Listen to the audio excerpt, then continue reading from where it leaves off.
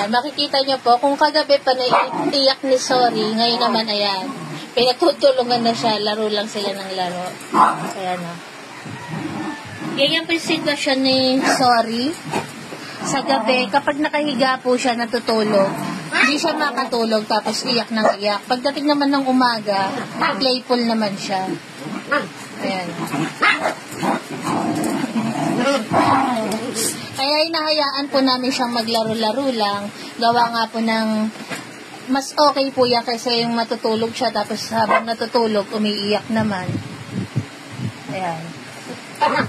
Ayan, kita niyo po. Masiglang-masigla si Bibi Sorry. Ayan. Pag umaga na ipapatong niya ng konti yung paa niya. Pero ayun, umaangat-angat pa rin naman yung paa niya. Ayan. Ayan, ganyan po yung kanyang sitwasyon. Ayan. Ayan po ay distemper survivor. Ngayon po, napacheck up na po namin siya sa vet.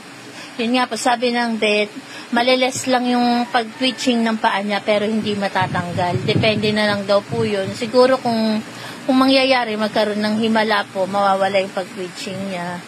Sabi kasi ng vet, hindi siya nawawala. Kumbaga, naliles lang po yung paggalaw ng paa.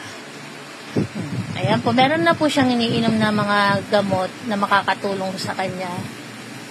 Vitamins lang po yung katulad ng B-complex, yun ang iniinom niya. Saka vitamins. Tres naman siyang vitamins, puro vitamins lang. Paaraw pa tuloy. Pahangin pa siya. Oh. Ayan po, ang aming Bibi Sorry. Hyper siya sa umaga. Sa gabi po siya palaiyak.